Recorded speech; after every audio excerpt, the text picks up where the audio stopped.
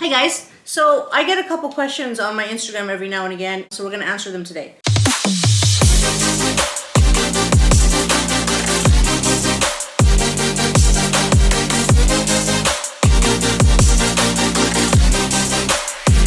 somebody asked me, how do I elevate the kitchen style on one of my flips? And it's actually really easy. If you're going to redo your kitchen, I would suggest that you buy your kitchen from a big box store and then do what we do there. So we will use a lacquer or an oil-based paint and we'll paint the kitchen. We will change out the hardware or add hardware. We'll change out the hinges to soft close, and we will put on a higher end counter like a quartz or a marble counter. Why do I do that? If I go and I hire a cabinet maker to do my kitchens on every single house, I will lose money because they're expensive. Now, if I have a house that's going to sell over 800 or 900 grand or close to $1 million, I'm going to definitely have a cabinet maker come in.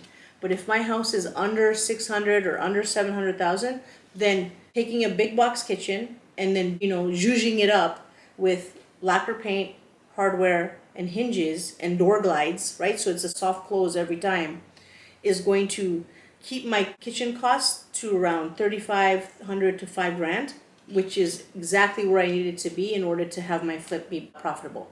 Now, what about when you're buying a house and the cabinets aren't in bad shape? They're older, but they're pretty good shape because maybe they're solid wood and you think you can kind of get around without having to replace them. I would say do that.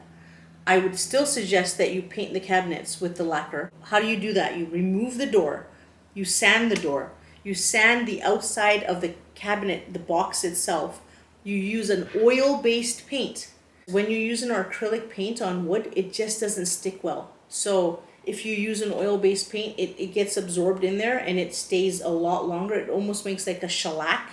So it stays a lot longer than when you use an acrylic paint. We have a guy who just makes it for us, but Sherwin-Williams, Benjamin Moore, they will make you an oil-based lacquer.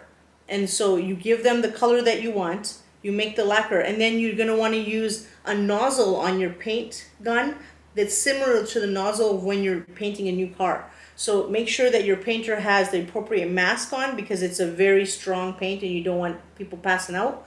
But make sure he has his mask on. Be outside of the house so you're not in a closed-in environment. It's a very smooth process and it generally only needs one coat. But if you feel like it needs two, then go ahead and do two. But you can do that with an older kitchen and you can give it a lot of revitalization without having to replace that kitchen. Once again, I would say to you, replace the hardware. Just make sure that you measure the space that you have that's already there. If it's already had hardware, and make sure you buy the same space because you don't want to have to add new holes. And secondly, change out the hinges and change out the door glides. You're going to make an older kitchen look like a brand new kitchen for very little money.